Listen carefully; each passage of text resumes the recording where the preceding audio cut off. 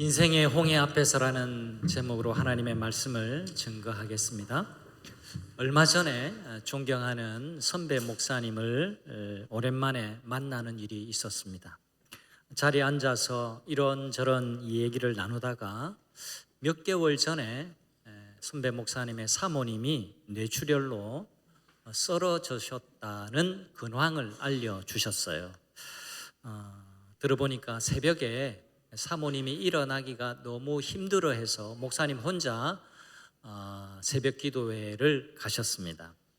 그날은 새벽 기도회를 마치고 성경 공부가 있는 날이어서 그냥 집에 들어가지 않고 성경 공부까지 마치고 집으로 들어가셨답니다. 근데 들어가 보니까 사모님은 쓰러져 있었고 너무나 놀랐습니다. 그래서 급히 119에 연락을 해서 또 병원에 갔는데 언제 쓰러졌는지는 잘 모르죠. 분명한 것은 시간이 좀 오래되었습니다. 그래서 굉장히 좀 심했는데 다행히도 2주 만에 깨어났고 또 지금은 회복 중에 있습니다. 그런데 건강이 예전 같지 않아요.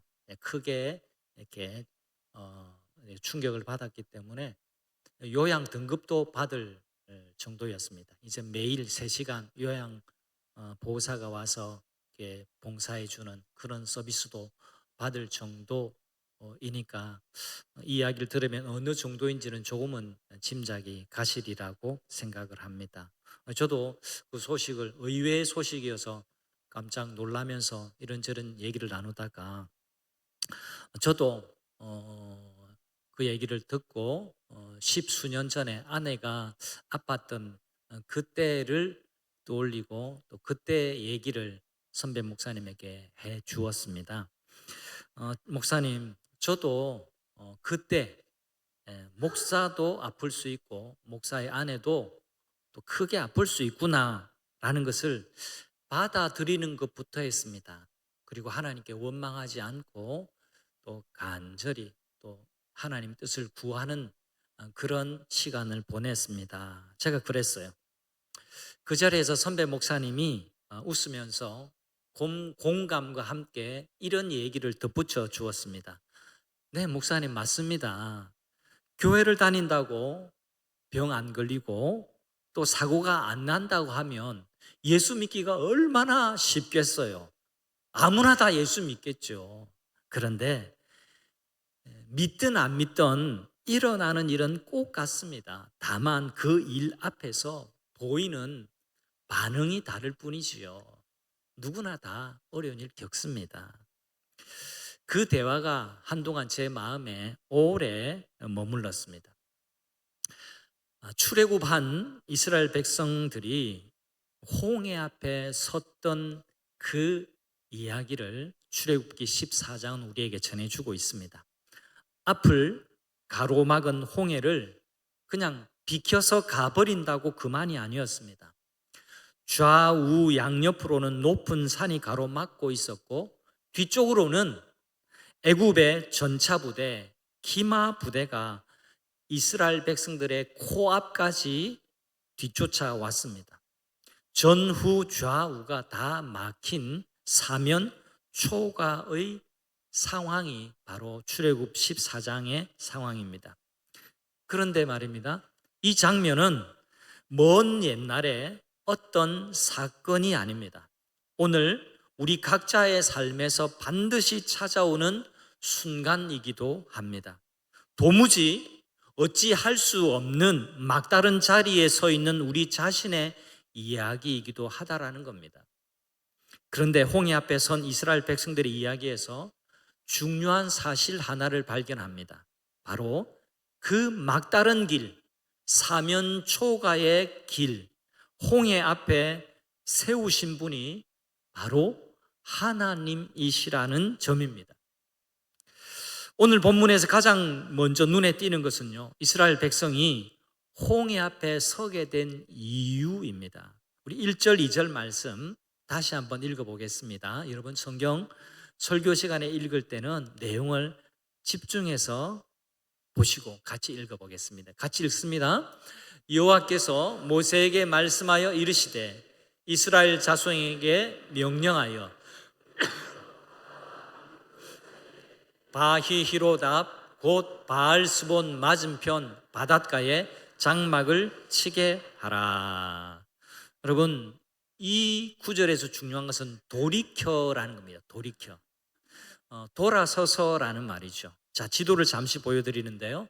여기 지도를 보면 저 빨간 화살표, 파란 화살표가 출발하는 저 지점은 이스라엘 백성들이 출애굽 때 출발했던 람셋입니다.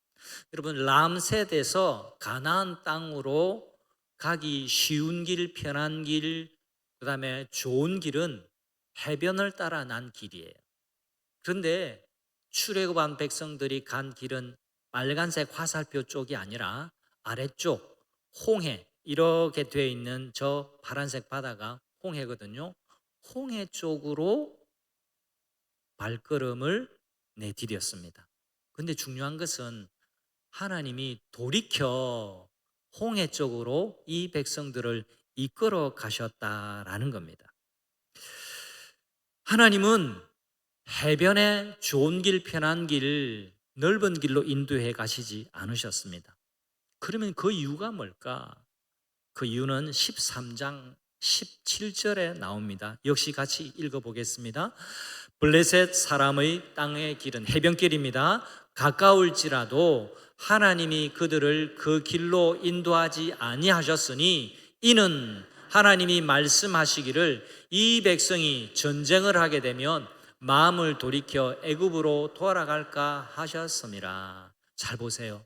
하나님이 해변길로 인도하시지 않고 광야의 길, 홍해 쪽으로 인도하신 것은 하나님의 세밀한 배려가 담겨 있는 겁니다. 430년 동안, 아니 그 이전까지 더 거슬러 올라가 보면 전쟁을 한 번도 해보지 못한 사람들입니다. 근데 이들이 블레셋과 만나서 전쟁을 하게 되면 어이쿠 하고 애굽으로 다시 돌아갈까 해서 하나님이 그쪽으로 인도하지 않으셨다라는 겁니다. 하나님의 뜻은 애굽을 벗어나는 겁니다. 애굽의 우상 아래에서 벗어나 자유인이 되는 것이고, 애굽의 우상이 아니라 참 하나님 여호와 하나님을 섬기는 백성이 되는 것이 하나님의 뜻이었기 때문에 좋은 길, 편한 길, 넓은 길, 그 길이 하나님이 원하시는 길이 아니었다라는 겁니다. 근데 하나님이 이 백성들을 방향을 바꾸게 해서 다다르게 한 곳이 홍해 바다 앞이었어요.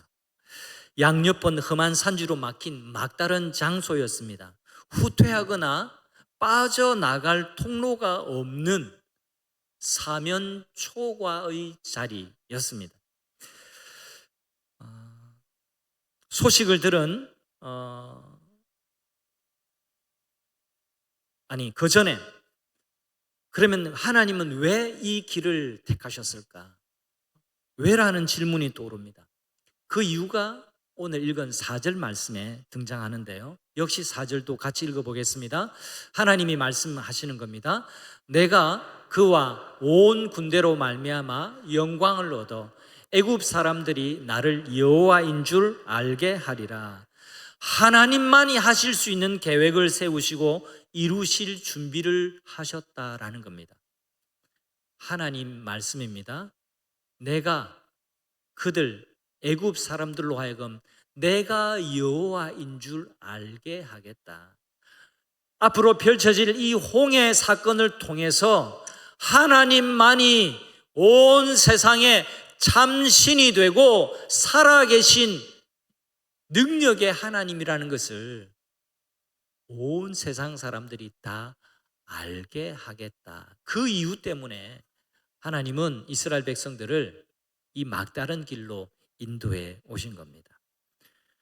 하나님은 이스라엘 백성들을 홍해 앞에 그냥 내버려 두신 게 아니에요. 여러분, 잘 성경을 읽으면서 잘 깨달으셔야 됩니다.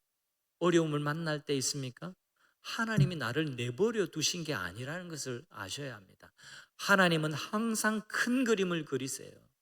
우리는 한 치 앞을 내다보지 못하는 연약한 인생이지만 하나님은 내 길을 알고 계시고 인도해 가시는 전능하신 하나님이신 줄 믿습니다. 소식을 바로가 들었습니다. 어떤 소식을요? 이스라엘 백성들이 광야에서 갇혔다라는 겁니다. 홍해 앞에 머물러 서서 양옆에는 높은 산이 턱하니 버티고 있는 그 외통수의 길에 몰려 있다라는 소식을 들었어요. 10번째 재앙에 보기 좋게 완패를 당했던 바로였는데 이제 분노와 오기를 앞세워서 다시 추격전을 벌였습니다. 특별 전차 600대 그리고 애굽의 모든 군대를 동원해서 이스라엘 백성들을 뒤쫓아왔습니다. 사면이 꽉 막힌 그 자리에 독이 오를 대로 오른 바로의 군대가 코앞까지 추격해 온 상황입니다. 위기가 아닐 수가 없어요. 이스라엘 백성들은 엄청난 두려움에 휩싸이게 됩니다. 그러자 백성들은 이때부터 모세를 향해서 원망을 쏟아내기 시작합니다. 이때까지 구름 기둥, 불 기둥을 바라볼 때는 담대하게 그 광야의 길을 걸어왔는데 바로가 이끌고 오는 군대의 시선이 꽂히는 순간 완전히 무너져 내렸습니다. 두려움이 사람을 어떻게 바꾸어 버리는지 적나라하게 보여주는 굉장히 중요한 장면입니다. 성도 여러분, 두려움은 은혜의 기억을 지워버리고 믿음이 작동하지 못하게 합니다. 무엇을 바라보느냐가 삶의 태도와 방향을 결정한다라는 점을 기억하시기를 바랍니다. 홍해 앞에서 두려움으로 얼어붙은 백성들에게 마침내 모세는 입을 열었습니다. 그게 오늘 본문의 가장 중요한 핵심 구절인 13절과 14절입니다. 모세가 이 두려움에 얼어붙었던 이 백성들, 원망하는 백성들을 향해서 내린 두려움에 대한 처방입니다. 우리 다 같이 한 번 더 같이 읽겠습니다. 너희는 두려워하지 말고 가만히 서서 여호와께서 오늘 너희를 위하여 행하시는 구원을 보라. 너희가 오늘 본 애굽 사람을 영원히 다시 보지 아니하리라. 여호와께서 너희를 위하여 싸우시리니 너희는 가만히 있을지니라. 아멘. 믿음의 사람 모세는 두려움과 절망에 휩싸인 백성들에게 세 가지의 처방을 내립니다. 그 첫 번째가 먼저 두려워하지 말라라는 처방이에요. 여러분 이름을 들어보셨을 겁니다. 리차드 범브란트. 이 리차드 범브란트 목사님은 옛날에 동불아파 공산권에 성경을 전파하던 분이셨는데 성경을 전파하다가 붙잡혀서 감옥에 갇히게 되었습니다. 여러분 감옥에 갇히게 되면 할 일이 뭐가 있을까요? 할 일이 별로 없어요. 그래서 늘 성경만 읽었습니다. 친구가 두려워하지 말라라고 말해도 힘이 나는데 하나님이 직접 하시는 말씀이라고 생각하니까 훨씬 더 성경 말씀이 위로가 되었습니다. 그래서 성경에 두려워하지 말라 한번 따라해 주실까요? 두려워하지 말라. 이 두려워하지 말라라는 말씀이 나올 때마다 성경에다가 밑줄을 이렇게 쳤습니다. 나중에 성경을 다 한번 읽고 이 밑줄 친 부분을 헤아려 보니까 그게 365번이었다라는 겁니다. 이 얼마나 정확한지는 잘 몰라요. 근데 리차드 범브란트 목사님이 성경 읽고 밑줄 친 숫자가 그렇다라는 겁니다. 더 많을 수도 있습니다. 그런데 이 리차드 범브란트 목사님이 이 365번에 두려워하지 말라라는 말씀이 나온다라는 것을 자기가 확인하고 난 다음에 이렇게 생각했습니다. 그렇다. 나를 사랑하시는 하나님이 1년 365일 두려워하지 말라라고 말씀하시는구나. 그렇게 믿었다라고 얘기해요. 베드로도 한번 생각해 보십시오.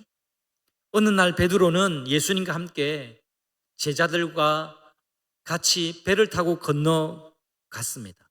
그러는 가운데 바다 한가운데서 풍랑을 만나게 됩니다. 이 바다에서 잔뼈가 굵었던 베드로와 제자들이었지만 도무지 감당하기 힘든 갈릴리의 돌풍이었습니다. 그래서 한 발자국도 가지 못하고 배가 뒤집히게 되는 그런 위험한 순간이 찾아왔을 때 두려움에 휩싸인 베드로는 그 배 안에서 평안하게 잠을 주무시고 계시던 예수님을 흔들어 깨웁니다. 예수님, 우리가 죽게 된 것을 어떻게 돌아보지 않으십니까? 성경에는 없지만 과로에 이렇게 됐을지도 모르겠습니다. 어떻게 이 상황에서 잠이 옵니까, 예수님? 너무하신 거 아니에요? 다급하게 예수님을 흔들어 깨웠습니다. 예수님이 그 풍랑의 상황을 말끔하게 해결해 주셨죠. 여러분, 그런데 그랬던 베드로가 사도행전 12장에 가보면 전혀 다른 모습을 보여줍니다. 그때는 예수님이 승천하시고 난 다음에 교회가 생겨났습니다. 초대교회가 생겨나고 복음의 역사가 급속도로 퍼져가고 있을 그때에 헤롯의 박해로 야고보가 순교를 당하게 됩니다. 그리고 야고보 다음으로 초대교회의 영향력이 있었던 베드로 사도도 감옥에 끌려갑니다. 그리고 야고보와 같이 다음 날이 되면 처형을 앞두고 있는 상황이었습니다. 여러분 한번 상상해 보십시오. 내일 이 잠을 자고 나면 내일 내가 처형을 당할 것이다 생각하면 여러분 그 밤에 잠이 잘 올까요? 안 올까요? 여러분 그런데 말입니다. 성경을 보니까 베드로가 그 밤에 아주 깊이 잠이 들었어요. 저도 잠자는 거라면 뒤지지 않는데 제 별명이 집에서입니다. 사회에서 말고 집에서 3초 남자입니다. 3초 남자. 3초만 되면 잠잔다고 얼마나 좀 못마땅하게 아내가 생각하는지 모릅니다. 자기가 먼저 자야 코 고는 소리를 안 들을 텐데 먼저 자니까 계속 코 고는 소리를 듣는다고 좀 불만이 요즘 심합니다. 아무튼 여러분 베드로가 내일 죽음이 코앞에 닥쳐와 있는 그 순간에도 여러분 몇 초 만에 잠들은지는 중요하지 않습니다. 중요한 것은 깊이 잠들었다라고 성경이 우리에게 전해주고 있는 겁니다. 어느 정도로 깊이 잤느냐? 안 일어나니까 천사가 찾아와서 베드로의 옆구리를 쳐서 깨웠다라고 그렇게 말합니다. 그만큼 깊이 잠들 수 있었습니다. 속도 좋지요? 아니요. 그건 속이 좋은 것을 말하는 게 아니라 베드로가 그 죽음의 상황 속에서도 당황하지 않고 그 죽음의 상황 속에서도 두려워하지 않고 얼마나 평안 가운데 있었는지를 보여주는 놀라운 모습입니다.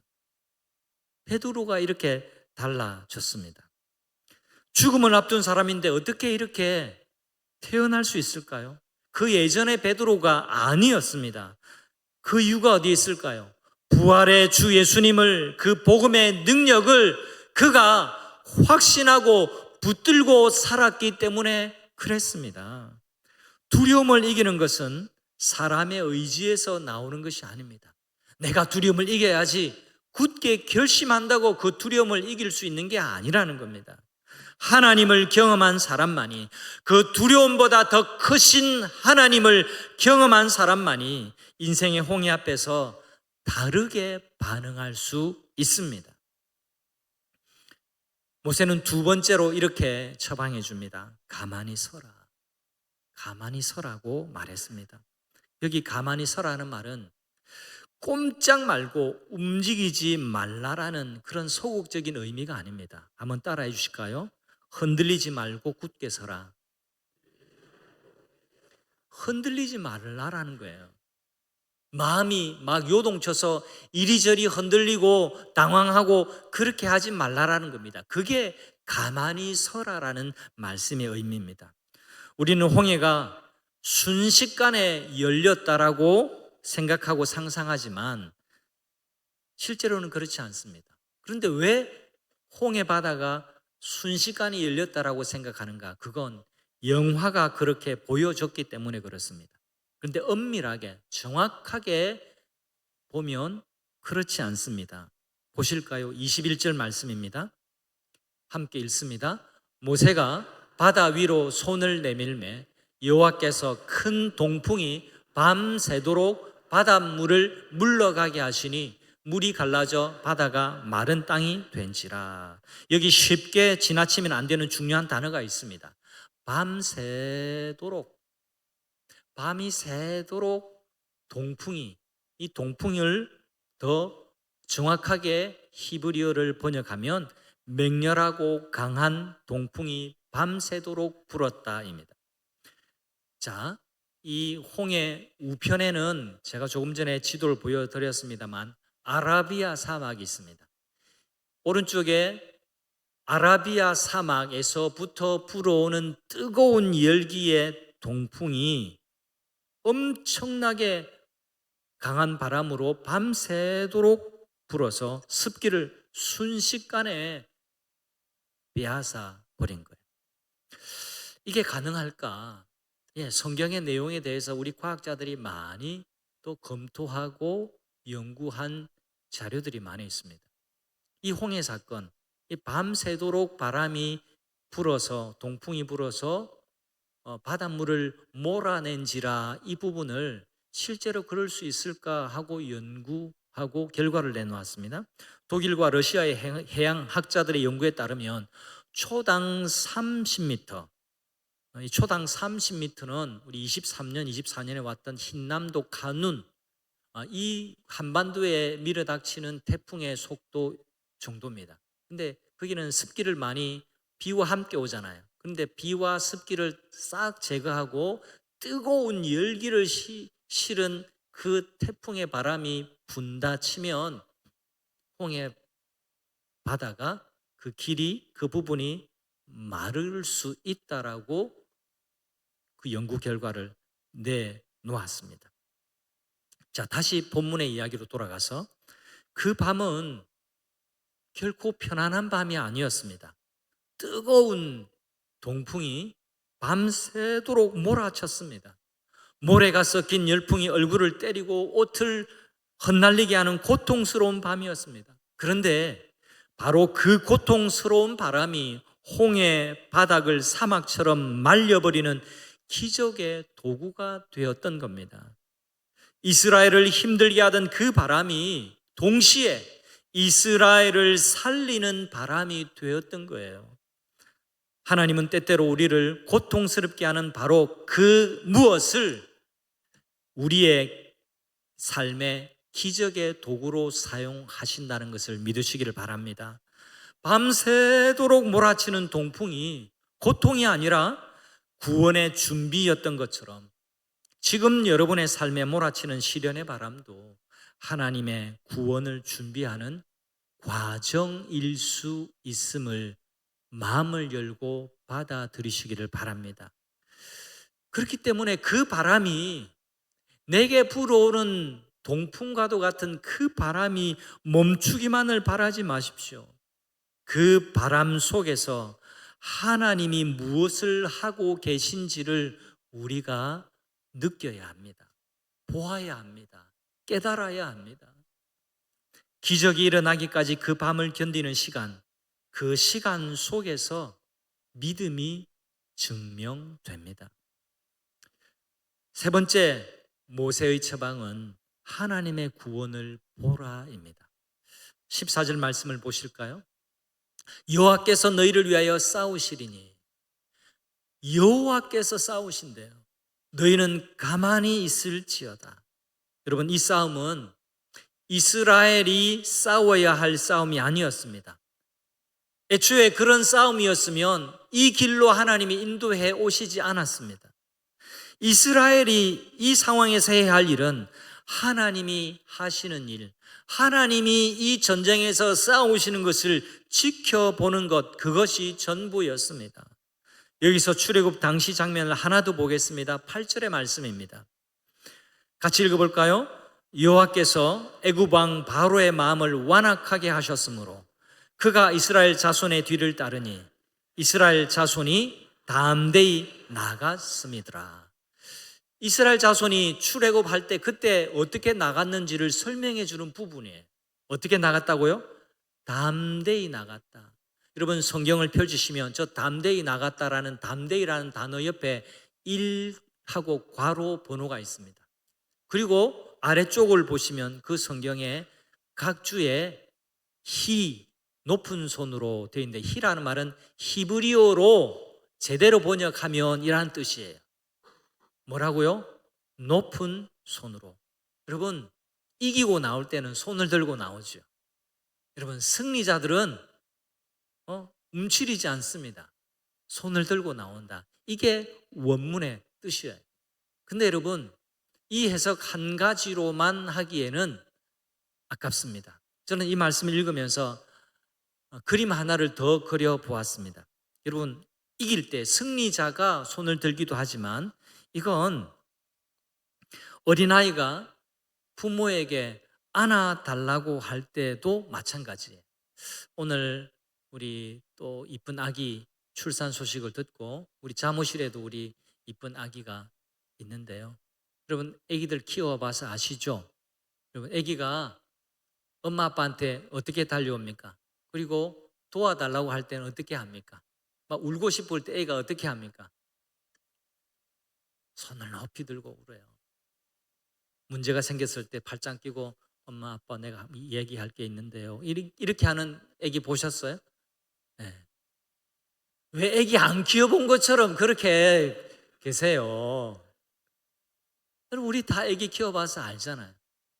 애기들이 얼마나 간절한지 모릅니다. 손을 높이 뻗쳐서 높은 손으로 엄마 아빠에게 울부짖습니다. 소원을 아뢰입니다. 안아달라고 하는 간절한 몸짓이에요. 높은 손으로 안아달라라는 아이의 몸짓을 우리가 엄마 아빠가 어떻게 외면할 수 있습니까? 하나님 우리를 안아주십시오. 하나님 없이는 한 걸음도 앞으로 나갈 수 없습니다. 이 기도에 우리 하나님은 결코 외면하지 않은 줄 믿으시기를 바랍니다. 성도 여러분 하나님을 향해서 높은 손으로 나아가시기를 바랍니다. 하나님은 그 손을 잡아주시고 이끌어주시고 안아주시는 줄 믿습니다. 누구든지 인생의 홍해 앞에 서게 됩니다. 인생의 홍해 앞에서 믿음의 사람은 어떻게 해결하지? 왜 이런 일이 내게 일어났지? 이렇게 질문하지 않습니다. 왜 하필이면 좋은 길 놔두고 왜 막다른 길로 이렇게 오게 하신 거지? 하나님 원망하지 않습니다. 하나님, 이 상황에서 하나님의 뜻이 무엇입니까? 하나님, 이 상황에서 하나님이 건지시고 인도해 가시고 이끌어 주실 줄 믿습니다. 저 멀리 내다보시고 내 인생을 계획하시는 하나님의 손길을 제가 믿습니다. 이렇게 기도합니다. 여러분, 물에 빠져보셨습니까? 물에 빠진 사람을 보신 적이 있습니까? 물에 빠진 사람을 구조할 때 가장 어려운 것이 무엇인 줄 아십니까? 살겠다고 발버둥 치는 겁니다. 사람이 물에 빠지면 본능적으로 겁을 먹고 구조대원을 놓치지 않고 자꾸 붙잡습니다. 그러다가 자기도 죽고 구조대원도 죽습니다. 노련한 구조대원은 그렇게 발버둥 치고 붙들려고 할 때는 다가가지 않습니다. 어떤 경우에는 무거운 거 들고 와가지고 뒤통수를 때려서 기절하게 만들고 건져오는 때도 있고요. 힘이 다 빠져서 꼬르륵 하고 들어갈 때 이제 구조대원이 들어가서 건져내기도 하고, 자기 힘이 펄펄 살아있고 막 소리치고 몸부림할 때는 구조할 타이밍이 아니에요. 그러면 같이 가라앉기 때문에 그렇습니다. 성도 여러분, 기억하십시오. 내 몸을 맡겨야 그때 건져집니다. 하나님께 맡기는 것, 하나님께 내 인생을 맡길 때 그것이 구원의 첫걸음이 된다는 것을 잊지 마시기를 바랍니다.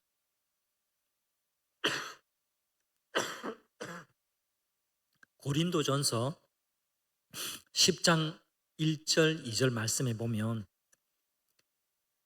바울이 이스라엘 백성들이 홍해를 건넌 이 놀라운 사건을 세례라고 해석합니다. 구약의 단 하나의 사건을 꼽으라고 한다면 출애굽이고, 출애굽 중에서도 이 홍해 사건이라고 할 수 있는데, 이 홍해 사건을 성도들이 세례받은 것이라고 해석을 해 줍니다. 여러분, 세례가 무엇입니까? 세례는 내가 죽고 내 안에 그리스도가 사는 것입니다.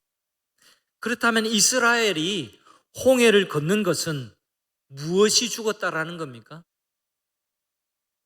두려움이 죽었다라는 거예요. 종살이하던 노예 건성으로 있던 이스라엘의 옛 모습이 홍해 바다에 수장되었다라는 겁니다. 그래서 이제는 새로 태어났다라는 것을 의미해요. 여러분 앞에 있는 인생의 홍해를 건너는 것도 마찬가지입니다. 나를 오랫동안 붙잡고 있던 두려움이 죽는 사건이요, 하나님께 모든 것을 맡기는 새 사람이 시작되는 사건, 그게 바로 우리 인생의 홍해 앞에 서는 사건입니다. 우리의 주인은 오직 한 분, 우리를 위해서 싸우시는 여호와 하나님이십니다. 그러므로 성도 여러분, 두 팔을 높이 들어서 하나님을 향하십시오. 성전의 손으로, 안아달라라는 간절한 기도의 손으로 하나님께 손을 내미시기를 바랍니다. 두려워하지 마십시오. 모세의 처방에 귀를 기울이십시오. 두려워하지 마십시오. 흔들리지 마십시오. 굳게 서십시오. 하나님이 오늘 여러분을 위해서 행하시는 구원을 기대하십시오. 그리고 그 구원을 바라보십시오. 무엇을 바라보느냐가 여러분의 인생을 결정짓습니다. 그 홍해를 건너는 날 여러분을 붙잡고 있던 그 두려움이 완전히 수장될 것입니다. 그리고 여러분은 비로소 자유인으로 서게 됩니다. 인생의 홍해 앞에 우리는 누구든지 설 때가 있습니다. 인생의 홍해 앞에서 그때 내가 바라보아야 할 것은 나를 둘러싸고 있는 이 사방의 문제가 아닙니다. 그 문제보다 크신 하나님, 그분이 오늘도 내 인생에서, 내 인생의 홍해 앞에서 나를 위해서 싸우고 계신다라는 것을 믿으시기를 바랍니다.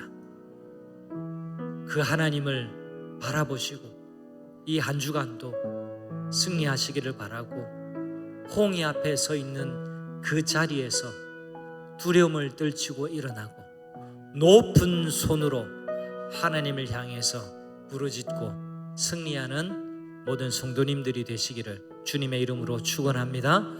우리 다 같이 오늘 주신 말씀을 기억하면서 결단하는